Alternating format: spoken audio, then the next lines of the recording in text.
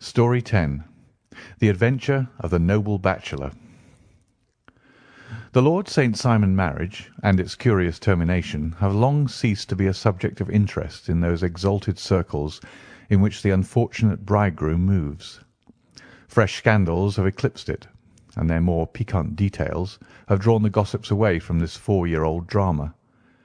As I have reason to believe, however, that the full facts have never been revealed to the general public, and as my friend Sherlock Holmes had a considerable share in clearing the matter up, I feel that no memoir of him would be complete without some little sketch of this remarkable episode. It was a few weeks before my own marriage, during the days when I was still sharing rooms with Holmes in Baker Street, that he came home from an afternoon stroll to find a letter on the table waiting for him. I had remained indoors all day, for the weather had taken a sudden turn to rain, with high autumnal winds, and the Jezail bullet which I had brought back in one of my limbs as a relic of my Afghan campaign throbbed with dull persistence. With my body in one easy chair and my legs upon another, I had surrounded myself with a cloud of newspapers, until at last, saturated with the news of the day, I tossed them all aside and lay listless, watching the huge crest and monogram upon the envelope upon the table, and wondering lazily who my friend's noble correspondent could be. "Here is a very fashionable epistle," I remarked as he entered. "Your morning letters, if I remember right, were from a fishmonger and a tide-waiter." "Yes, my correspondence is certainly the charm of variety," he answered, smiling, "and the humbler are usually the more interesting. This looks like one of those unwelcome social summonses which call upon a man either to be bored or to lie." He broke the seal and glanced over the contents. "Oh, come, it may prove to be something of interest after all." "Not social, then?" "No, distinctly professional." "And from a noble client?" "One of the highest in England." "My dear fellow, I congratulate you." "I assure you, Watson, without affectation, that the status of my client is a matter of less moment to me than the interest of his case. It is just possible, however, that also may not be wanting in this new investigation. You have been reading the papers diligently of late, have you not?" "It looks like it," said I ruefully, pointing to a huge bundle in the corner. "I have had nothing else to do." "It is fortunate, for you will perhaps be able to post me up. I read nothing except the criminal news and the agony column. The latter is always instructive, but if you have followed recent events so closely, you must have read about Lord St. Simon and his wedding."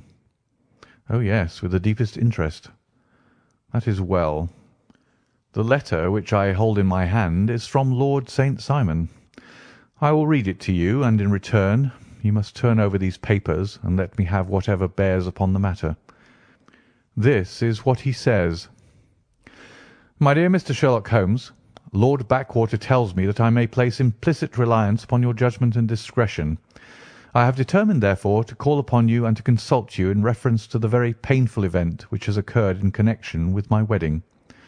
Mr. Lestrade, of Scotland Yard, is acting already in the matter, but he assures me that he sees no objection to your cooperation, and that he even thinks that it might be of some assistance. I will call at 4 o'clock in the afternoon, and should you have any other engagement at that time, I hope that you will postpone it, as this matter is of paramount importance. Yours faithfully, St. Simon." It is dated from Grosvenor Mansions, written with a quill pen, and the noble lord has had the misfortune to get a smear of ink upon the outer side of his right little finger, remarked Holmes as he folded up the epistle. "He says 4 o'clock. It's 3 now. He'll be here in an hour." "Then I have just time, with your assistance, to get clear upon the subject. Turn over those papers and arrange the extracts in their order of time, while I take a glance as to who our client is." He picked a red-covered volume from a line of books of reference beside the mantelpiece. "Here he is," said he, sitting down and flattening it out upon his knee. "Lord Robert Walsingham de Vere St. Simon, second son of the Duke of Balmoral. arms azure, 3 caltrops in chief over a fess sable, born in 1846. He is 41 years of age, which is mature for marriage, was Under-Secretary for the Colonies in a late administration. The Duke, his father, was at one time Secretary for Foreign Affairs. They inherit Plantagenet blood by direct descent, and Tudor on the distaff side. Ha! Well, there's nothing very instructive in all this. I think that I must turn to you, Watson, for something more solid. I have very little difficulty in finding what I want, said I, for the facts are quite recent, and the matter struck me as remarkable. I feared to refer them to you, however, as I knew that you had an inquiry on hand, and that you disliked the intrusion of other matters. Oh, you mean the little problem of the Grosvenor Square furniture van. That is quite cleared up now, though. Indeed, it was obvious from the first. Pray, give me the results of your newspaper selections. Here is the first notice which I can find. It is in the personal column of the Morning Post, and dates, as you see, some weeks back. A marriage has been arranged, it says, and will, if rumour is correct, very shortly take place, between Lord Robert St. Simon, second son of the Duke of Balmoral, and Miss Hattie Doran, the only daughter of Aloysius Doran, Esquire, of San Francisco, California, USA. That is all.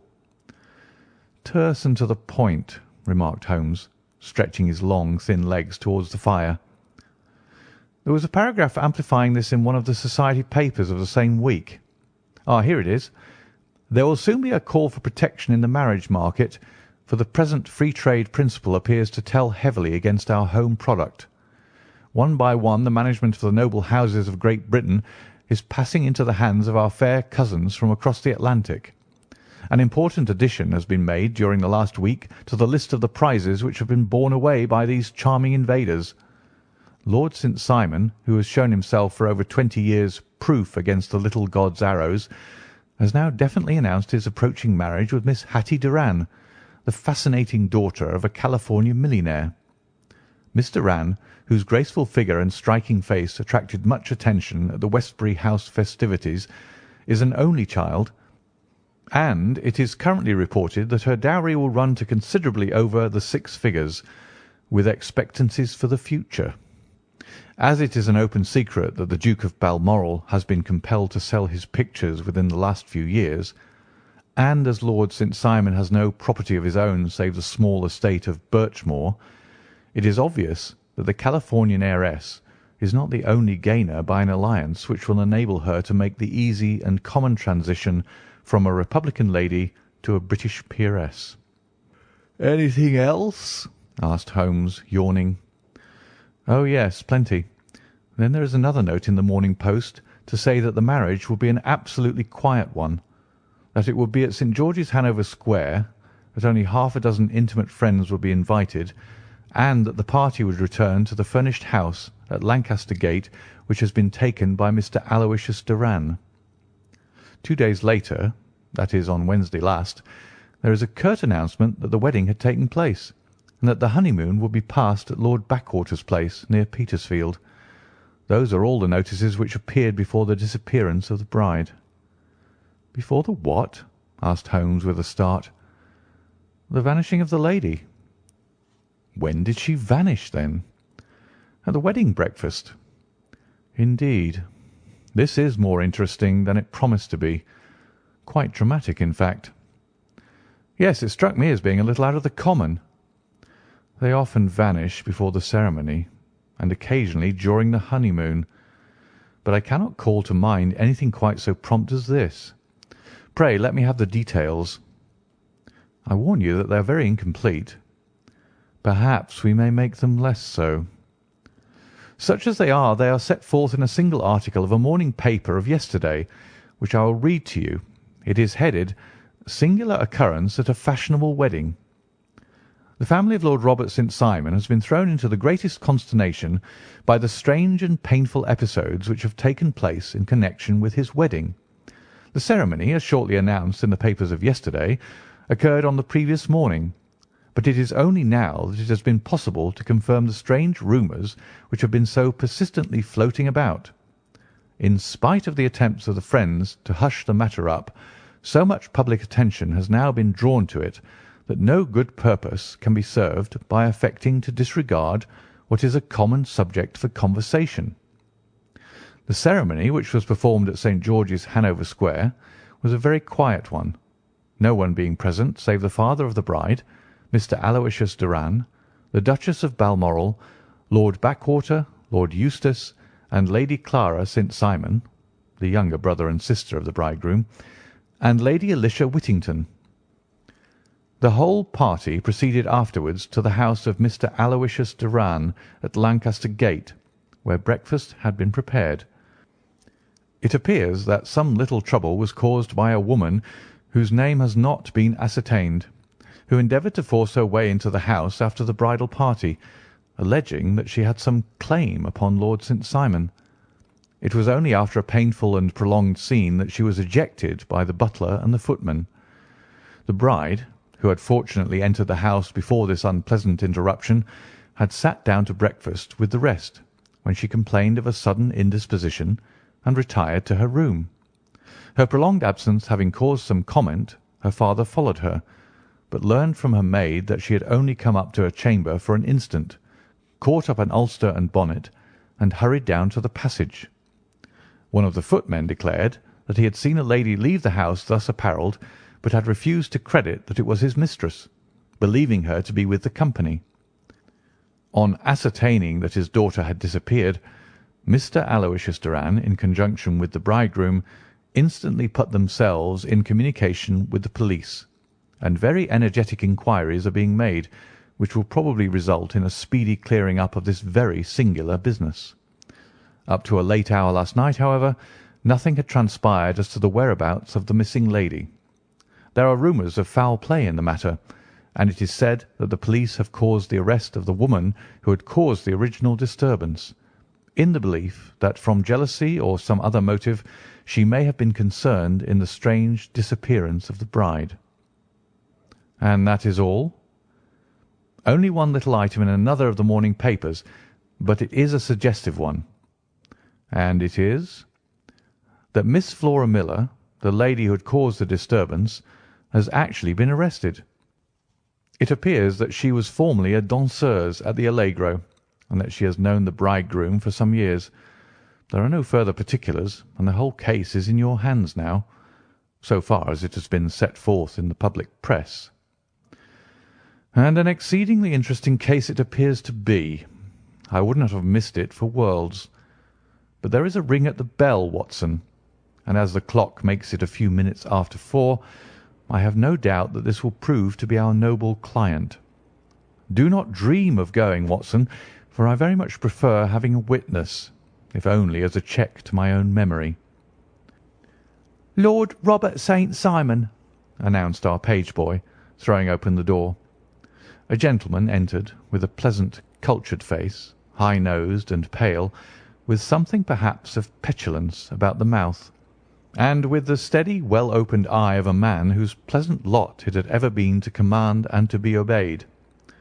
His manner was brisk, and yet his general appearance gave an undue impression of age, for he had a slight forward stoop and a little bend of the knees as he walked. His hair, too, as he swept off his very curly-brimmed hat, was grizzled round the edges and thin upon the top. As to his dress, it was careful to the verge of foppishness, with high collar, black frock-coat, white waistcoat, yellow gloves, patent leather shoes, and light-coloured gaiters. He advanced slowly into the room, turning his head from left to right, and swinging in his right hand the cord which held his golden eyeglasses. "Good day, Lord St. Simon," said Holmes, rising and bowing. "Pray take the basket chair. This is my friend and colleague, Dr. Watson. Draw up a little to the fire, and we will talk this matter over." "A most painful matter to me, as you can most readily imagine, Mr. Holmes. I have been cut to the quick. I understand that you have already managed several delicate cases of this sort, though I presume that they were hardly from the same class of society." "No, I am descending." "I beg pardon?" "My last client of the sort was a king." "Oh, really? I had no idea. "And which king?" "The King of Scandinavia." "What! Had he lost his wife?" "You can understand," said Holmes suavely, "that I extend to the affairs of my other clients the same secrecy which I promised to you in yours." "Of course. Very right. Very right. I am sure I beg pardon. As to my own case, I am ready to give you any information which may assist you in forming an opinion." "Thank you. I have already learned all that is in the public prints, nothing more. I presume that I may take it as correct, this article, for example, as to the disappearance of the bride." Lord St. Simon glanced over it. "Yes, it is correct, as far as it goes." "But it needs a great deal of supplementing before anyone could offer an opinion. I think that I may arrive at my facts most directly by questioning you." "Pray do so." "When did you first meet Miss Hatty Doran?" "In San Francisco, a year ago." "You were travelling in the States?" "Yes." "Did you become engaged then?" "No." "But you were on a friendly footing?" "I was amused by her society, and she could see that I was amused." "Her father is very rich?" "He is said to be the richest man on the Pacific slope." "And how did he make his money?" "In mining. He had nothing a few years ago. Then he struck gold, invested it, and came up by leaps and bounds." "Now, what is your own impression as to the young lady's, your wife's character?"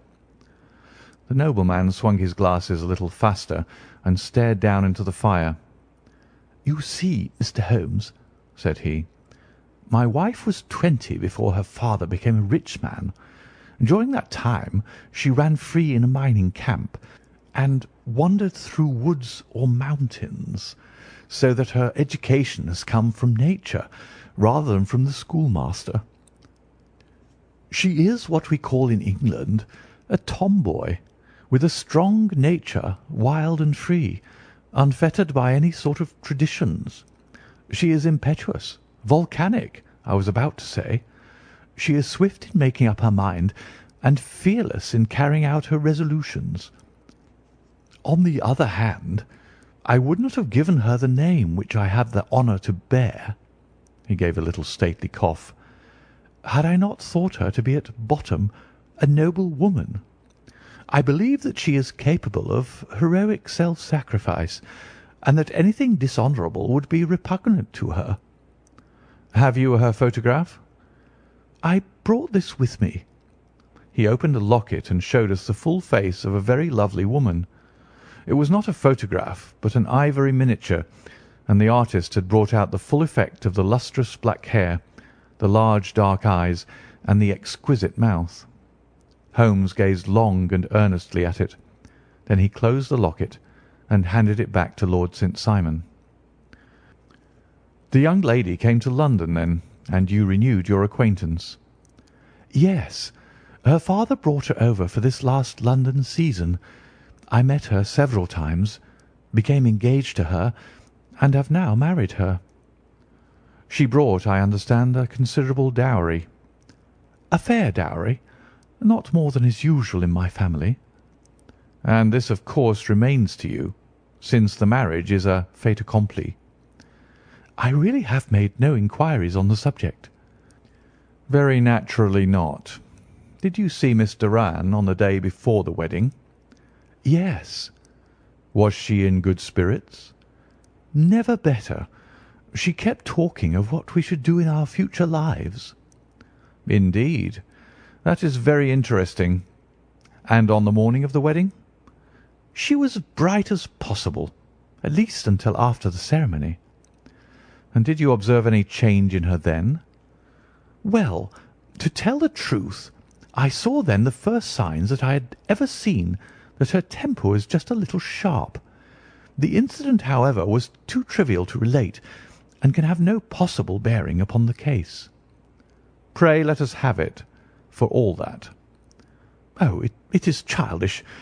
She dropped her bouquet as we went towards the vestry. She was passing the front pew at the time, and it fell over into the pew. There was a moment's delay, but the gentleman in the pew handed it up to her again, and it did not appear to be the worse for the fall. Yet when I spoke to her of the matter, she answered me abruptly, and in the carriage on our way home she seemed absurdly agitated over this trifling cause." "Indeed. You say that there was a gentleman in the pew. Some of the general public were present, then?" "Oh, yes. It is impossible to exclude them when the church is open." "This gentleman was not one of your wife's friends?" "No, no. I call him a gentleman by courtesy, but he was quite a common-looking person. I hardly noticed his appearance. But really, I think that we are wandering rather far from the point." Lady St. Simon, then, returned from the wedding in a less cheerful frame of mind than she had gone to it. What did she do on re-entering her father's house? "I saw her in conversation with her maid." "And who is her maid?" "Alice is her name. She is an American, and came from California with her." "A confidential servant?" "A little too much so. It seemed to me that her mistress allowed her to take great liberties. Still, of course, in America they look upon these things in a different way." "How long did she speak to this Alice?" "Oh, a few minutes. I had something else to think of." "You did not overhear what they said?" "Lady St. Simon said something about jumping a claim. She was accustomed to use slang of the kind. I have no idea what she meant." "American slang is very expressive sometimes. And what did your wife do when she finished speaking to her maid?" "She walked into the breakfast-room." "On your arm?" "No, alone. She was very independent in little matters like that. Then, after we had sat down for 10 minutes or so, she rose hurriedly, muttered some words of apology, and left the room. She never came back." "But this maid Alice, as I understand, deposes that she went to her room, covered her bride's dress with a long ulster, put on a bonnet, and went out." "Quite so. And she was afterwards seen walking into Hyde Park in company with Flora Miller, a woman who is now in custody, and who had already made a disturbance at Mr. Doran's house that morning." "Ah, yes. I should like a few particulars as to this young lady, and your relations to her." Lord St. Simon shrugged his shoulders and raised his eyebrows. "We have been on a friendly footing for some years. I may say on a very friendly footing. She used to be at the Allegro. I have not treated her ungenerously, and she had no just cause of complaint against me. But you know what women are, Mr. Holmes. Flora was a dear little thing, but exceedingly hot-headed and devotedly attached to me. She wrote me dreadful letters when she heard that I was about to be married, and, to tell the truth, the reason why I had the marriage celebrated so quietly was that I feared lest there might be a scandal in the church. She came to Mr. Doran's door just after we returned, and she endeavoured to push her way in, uttering very abusive expressions towards my wife, and even threatening her. But I had foreseen the possibility of something of the sort, and I had 2 police fellows there in private clothes, who soon pushed her out again. She was quiet when she saw that there was no good in making a row." "Did your wife hear all this?" "No, thank goodness, she did not." "And she was seen walking with this very woman afterwards?" "Yes. That is what Mr. Lestrade of Scotland Yard looks upon as so serious. It is thought that Flora decoyed my wife out and laid some terrible trap for her." "Well, it is a possible supposition." "You think so too?" "I did not say a probable one, but you do not yourself look upon this as likely." "I do not think Flora would hurt a fly." "Still, jealousy is a strange transformer of characters. Pray, what is your own theory as to what took place?" "Well, really, I came to seek a theory, not to propound one. I have given you all the facts. Since you ask me, however, I may say that it has occurred to me as possible that the excitement of this affair, the consciousness that she had made so immense a social stride, had the effect of causing some little nervous disturbance in my wife. In short, that she had become suddenly deranged. Well, really, when I consider that she has turned her back, I will not say upon me, but upon so much that many have aspired to without success, I can hardly explain it in any other fashion. Well, certainly that is also a conceivable hypothesis, said Holmes, smiling. And now, Lord St. Simon, I think that I have nearly all my data. May I ask whether you were seated at the breakfast table so that you could see out of the window? We could see the other side of the road and the park. Quite so. Then I do not think that I need to detain you longer. I shall communicate with you. Should you be fortunate enough to solve this problem, said our client, rising. I have solved it. Eh? What was that? I say that I have solved it. Where, then, is my wife? That is a detail which I shall speedily supply. Lord St. Simon shook his head. I am afraid that it will take wiser heads than yours or mine, he remarked, and bowing in a stately, old-fashioned manner, he departed. It is very good of Lord St. Simon to honour my head by putting it on a level with his own, said Sherlock Holmes, laughing. I think that I shall have a whisky and soda and a cigar after all this cross-questioning. I had formed my conclusions as to the case before our client came into the room. My dear Holmes, I have notes of several similar cases, though none, as I remarked before, which were quite as prompt. My whole examination served to turn my conjecture into a certainty. Circumstantial evidence is occasionally very convincing, as when you find a trout in the milk, to quote Thoreau's example. But I've heard all that you've heard. Without, however, the knowledge of pre-existing cases, which serves me so well. There was a parallel instance in Aberdeen some years back, and something on very much the same lines at Munich the year after the Franco-Prussian War. It is one of these cases. But hullo, here is Lestrade. Good afternoon, Lestrade. You will find an extra tumbler upon the sideboard, and there are cigars in the box. The official detective was attired in a pea jacket and cravat, which gave him a decidedly nautical appearance, and he carried a black canvas bag in his hand. With a short greeting, he seated himself and lit the cigar which had been offered to him. "What's up, then?" asked Holmes with a twinkle in his eye. "You look dissatisfied." "And I feel dissatisfied. It's this infernal St. Simon marriage case. I can make neither head nor tail of the business." "Really? You surprise me." "Who ever heard of such a mixed affair? Every clue seems to slip through my fingers. I've been at work upon it all day." "And very wet it seems to have made you," said Holmes, laying his hand upon the arm of the pea jacket. "Yes, I've been dragging the Serpentine." "In heaven's name, what for?" "In search of the body of the Lady St. Simon." Sherlock Holmes leaned back in his chair and laughed heartily. "Have you dragged the basin of Trafalgar Square fountain?" he asked. "Why? What do you mean?" "Because you have just as good a chance of finding this lady in the one as in the other." Lestrade shot an angry glance at my companion. "I suppose you know all about it," he snarled. "Well, I have only just heard the facts, but my mind is made up." "Oh, indeed. Then you think that the Serpentine plays no part in the matter?" "I think it very unlikely." "Then perhaps you will kindly explain how it is that we found this in it."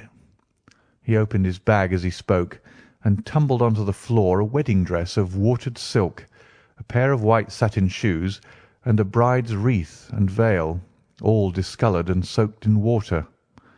"There," said he, putting a new wedding ring upon the top of the pile.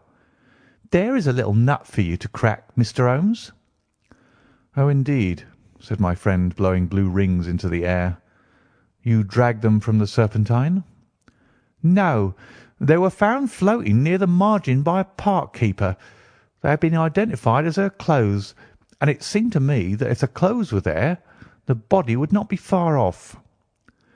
By the same brilliant reasoning, every man's body is to be found in the neighbourhood of his wardrobe.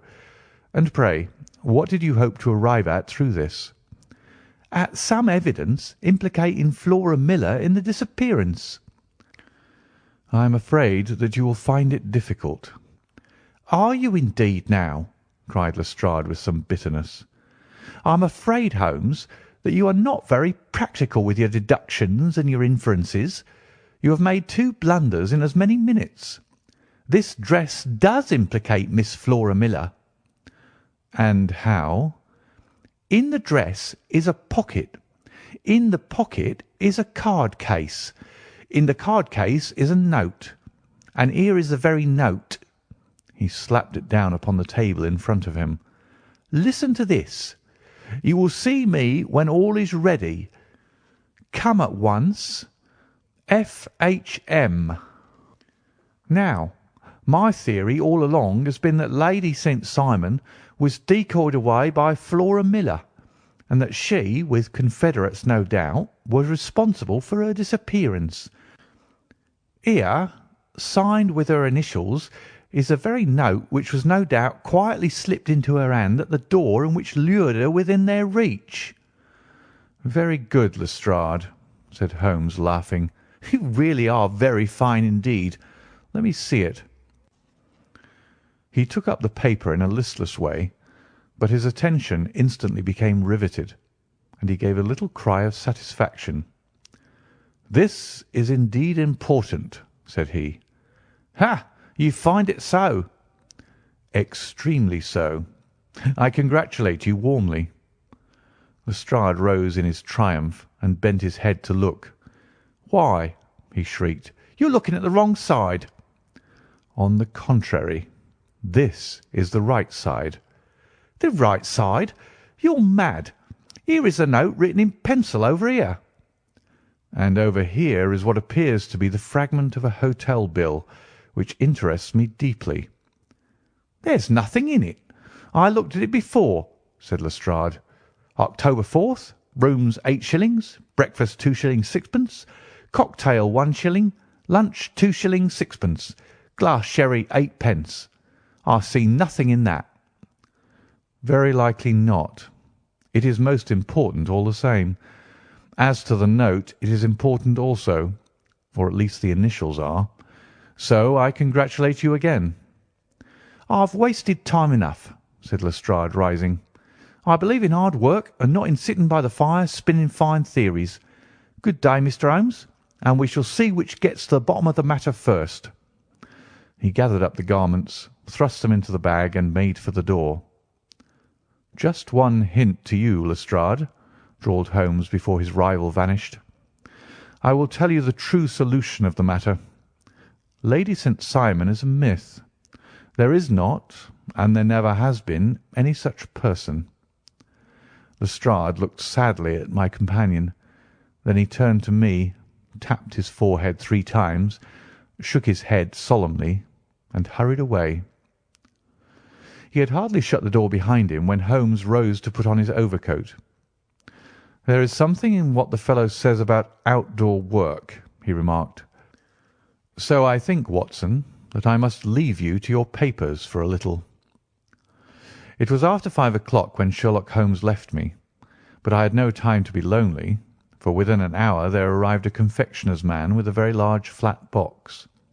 This he unpacked with the help of a youth whom he had brought with him, and presently, to my very great astonishment, a quite Epicurean little cold supper began to be laid out upon our humble lodging-house mahogany.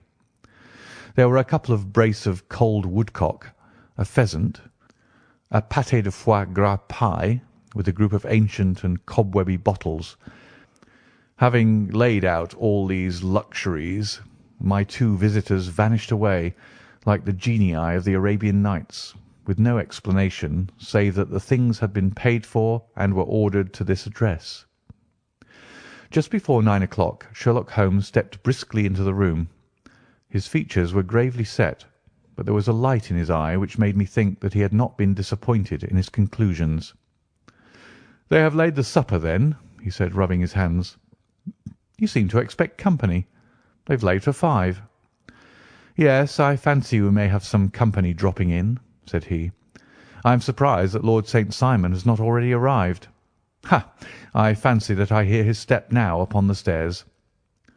It was indeed our visitor of the afternoon who came bustling in, dangling his glasses more vigorously than ever, and with a very perturbed expression upon his aristocratic features. "My messenger reached you, then?" asked Holmes. "Yes, and I confess that the contents startled me beyond measure. Have you good authority for what you say?" "The best possible." Lord St. Simon sank into a chair and passed his hand over his forehead. "What will the Duke say," he murmured, "when he hears that one of the family has been subjected to such humiliation?" "It is the pure accident. I cannot allow that there is any humiliation." "Ah, you look on these things from another standpoint." "I fail to see that anyone is to blame. I can hardly see how the lady could have acted otherwise, though her abrupt method of doing it was undoubtedly to be regretted. Having no mother, she had no one to advise her at such a crisis." "It was a slight, sir, a public slight," said Lord St. Simon, tapping his fingers upon the table. "You must make allowance for this poor girl, placed in so unprecedented a position." "I will make no allowance. I am very angry indeed, and I have been shamefully used." "I think that I heard a ring," said Holmes. "Yes, there are steps on the landing. If I cannot persuade you to take a lenient view of the matter, Lord St. Simon, I have brought an advocate here who may be more successful." He opened the door and ushered in a lady and gentleman. "Lord St. Simon," said he, "allow me to introduce you to Mr. and Mrs. Francis Hay Moulton. The lady, I think, you have already met." At the sight of these newcomers our client had sprung from his seat and stood very erect, with his eyes cast down and his hand thrust into the breast of his frock-coat, a picture of offended dignity. The lady had taken a quick step forward and had held out her hand to him, but he still refused to raise his eyes. It was as well for his resolution, perhaps, for her pleading face was one which it is hard to resist. "You're angry, Robert," said she. "Well, I guess you have every cause to be." "Pray make no apology to me," said Lord Simon bitterly. "Oh, yes, I know that I have treated you real bad, and that I should have spoken to you before I went, but I was kind of rattled, and from the time when I saw Frank here again, I just didn't know what I was doing or saying. I only wonder I didn't fall down and do a faint right there before the altar." "Perhaps, Mrs. Moulton, you would like my friend and me to leave the room while you explain this matter." "If I may give an opinion," remarked the strange gentleman, "we've had just a little too much secrecy over this business already. For my part, I should like all Europe and America to hear the rights of it." He was a small, wiry, sunburnt man, clean-shaven, with a sharp face and alert manner.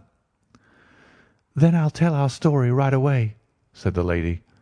"Frank here and I met in '84 in Maguire's camp near the Rockies, where Pa was working a claim. We were engaged to each other, Frank and I, but then one day Father struck a rich pocket and made a pile, while poor Frank here had a claim that petered out and came to nothing. The richer Pa grew, the poorer was Frank. So at last Pa wouldn't hear of our engagement lasting any longer, and he took me away to Frisco. Frank wouldn't throw up his hand, though, so he followed me there, and he saw me without Pa knowing anything about it. It would only have made him mad to know, so we just fixed it all up for ourselves. Frank said that he would go and make his pile too, and never come back to claim me until he had as much as Pa. So then I promised to wait for him to the end of time, and pledged myself not to marry anyone else while he lived. 'Why wouldn't we be married right away then?' said he, 'and then I will feel sure of you, and I won't claim to be your husband until I come back.' Well, we talked it over, and he had fixed it all up so nicely with a clergyman already in waiting that we just did it right there and then. Frank went off to seek his fortune, and I went back to Pa. The next I heard of Frank was that he was in Montana, and then he went prospecting in Arizona, and then I heard of him from New Mexico. After that came a long newspaper story about how a miners' camp had been attacked by Apache Indians, and there was my Frank's name among the killed. I fainted dead away, and I was very sick for months after. Pa thought I had a decline and took me to half the doctors in Frisco. Not a word of news came for a year and more, so that I never doubted that Frank was really dead. Then Lord St. Simon came to Frisco, and we came to London, and a marriage was arranged, and Pa was very pleased, but I felt all the time that no man on this earth would ever take the place in my heart that had been given to my poor Frank. Still, if I had married Lord St. Simon, of course I'd have done my duty by him. We can't command our love, but we can our actions. I went to the altar with him with the intention to make him just as good a wife as it was in me to be. But you may imagine what I felt when, just as I came to the altar rails, I glanced back and saw Frank standing and looking at me out of the first pew. I thought it was his ghost at first, but when I looked again, there he was still, with a kind of question in his eyes, as if to ask me whether I was glad or sorry to see him. I wonder I didn't drop. I know that everything was turning round, and the words of the clergyman were just like the buzz of a bee in my ear. I didn't know what to do. Should I stop the service and make a scene in the church? I glanced at him again, and he seemed to know what I was thinking, for he raised his finger to his lips to tell me to be still. Then I saw him scribble on a piece of paper, and I knew that he was writing me a note. As I passed his pew on the way out, I dropped my bouquet over to him, and he slipped the note into my hand when he returned me the flowers. It was only a line asking me to join him when he made the sign to me to do so. Of course, I never doubted for a moment that my first duty was now to him, and I determined to do just whatever he might direct. When I got back, I told my maid, who had known him in California and had always been his friend. I ordered her to say nothing, but to get a few things packed and my ulster ready. I know I ought to have spoken to Lord St. Simon, but it was dreadful hard before his mother and all those great people. I just made up my mind to run away and explain afterwards. I hadn't been at the table 10 minutes before I saw Frank out of the window at the other side of the road. He beckoned to me and then began walking into the park. I slipped out, put on my things and followed him. Some woman came talking something or other about Lord St. Simon to me. Seemed to me from the little I heard as if he had had a little secret of his own before marriage also. But I managed to get away from her and soon overtook Frank. We got into a cab together, and away we drove to some lodgings he had taken in Gordon Square. And that was my true wedding after those years of waiting. Frank had been a prisoner among the Apaches, had escaped, came on to Frisco, found that I had given him up for dead and had gone to England, followed me there, and had come upon me at last on the very morning of my second wedding. "I saw it in a paper," explained the American. "It gave the name and the church, but not where the lady lived." Then we had a talk as to what we should do, and Frank was all for openness.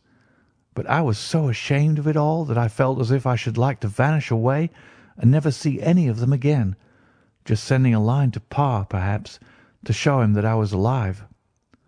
It was awful to me to think of all those lords and ladies sitting round that breakfast table and waiting for me to come back. So Frank took my wedding clothes and things and made a bundle of them so that I should not be traced, and dropped them away somewhere where no one could find them. It is likely that we should have gone on to Paris tomorrow, only that this good gentleman, Mr. Holmes, came round to us this evening, though how he found us is more than I can think, and he showed us very clearly and kindly that I was wrong and that Frank was right, and that we should be putting ourselves in the wrong if we were so secret.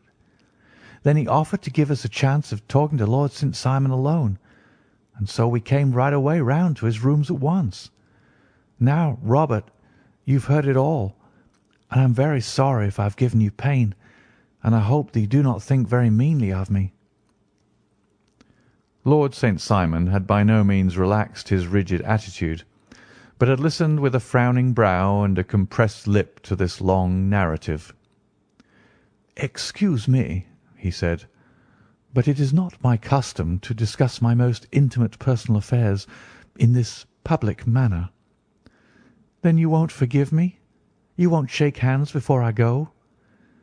"Oh, certainly, if it would give you any pleasure." He put out his hand and coldly grasped that which she extended to him. "I had hoped," suggested Holmes, "that you would have joined us in a friendly supper." "I think that there you ask a little too much," responded his lordship. "I may be forced to acquiesce in these recent developments, but I can hardly be expected to make merry over them. I think that with your permission I will now wish you all a very good night." He included us all in a sweeping bow and stalked out of the room. "Then I trust that you will at least honour me with your company," said Sherlock Holmes. "It is always a joy to meet an American, Mr. Moulton, for I am one of those who believe that the folly of a monarch and the blundering of a minister in far gone years will not prevent our children from being some day citizens of the same world-wide country under a flag which shall be a quartering of the Union Jack with the Stars and Stripes." "The case has been an interesting one," remarked Holmes when our visitors had left us, "because it serves to show very clearly how simple the explanation may be of an affair which at first sight seems to be almost inexplicable. Nothing could be more natural than the sequence of events as narrated by this lady, and nothing stranger than the result when viewed, for instance, by Mr. Lestrade of Scotland Yard." "You are not yourself at fault at all, then?" "From the first, two facts were very obvious to me. The one, that the lady had been quite willing to undergo the wedding ceremony. The other, that she had repented of it within a few minutes of returning home. Obviously something had occurred during the morning, then, to cause her to change her mind. What could that something be? She could not have spoken to anyone when she was out, for she had been in the company of the bridegroom. Had she seen someone, then? If she had, it must be someone from America, because she had spent so short a time in this country that she could hardly have allowed anyone to acquire so deep an influence over her that the mere sight of him would induce her to change her plans so completely. You see, we have already arrived, by a process of exclusion, at the idea that she might have seen an American. Then, who could this American be, and why should he possess so much influence over her? It might be a lover, it might be a husband. Her young womanhood had, I knew, been spent in rough scenes and under strange conditions. So far I had got before I ever heard Lord St. Simon's narrative. When he told us of a man in a pew, of the change in the bride's manner, of so transparent a device for obtaining a note as the dropping of a bouquet, of her resort to her confidential maid, and of a very significant allusion to claim jumping, which in miners' parlance means taking possession of that which another person has a prior claim to, the whole situation became absolutely clear. She had gone off with a man, and the man was either a lover or was a previous husband, the chances being in the favour of the latter. "And how in the world did you find them?" "It might have been difficult, but friend Lestrade held information in his hands the value of which he did not himself know. The initials were, of course, of the highest importance, but more valuable still was it to know that within a week he had settled his bill at one of the most select London hotels." "How did you deduce the select?" "By the select prices. 8 shillings for a bed and 8 pence for a glass of sherry pointed to one of the most expensive hotels. There are not many in London which charge at that rate. In the second one, which I visited in Northumberland Avenue, I learned by an inspection of the book that Francis H. Moulton, an American gentleman, had left only the day before, and on looking over the entries against him I came upon the very items which I had seen in the duplicate bill. His letters were to be forwarded to 226 Gordon Square. So Thither I travelled, and being fortunate enough to find the loving couple at home, I ventured to give them some paternal advice, and to point out to them that it would be better in every way that they should make their position a little clearer both to the general public and to Lord St. Simon in particular. I invited them to meet him here, and, as you see, I made him keep the appointment. But with no very good result, I remarked. His conduct was certainly not very gracious. "Ah, Watson," said Holmes, smiling, "perhaps you would not be very gracious either, if, after all the trouble of wooing and wedding, you found yourself deprived in an instant of wife and of fortune. I think that we may judge Lord St. Simon very mercifully, and thank our stars that we are never likely to find ourselves in the same position. Draw your chair up and hand me my violin, for the only problem we still have to solve is how to while away these bleak autumnal evenings." End. The Adventure of the Noble Bachelor.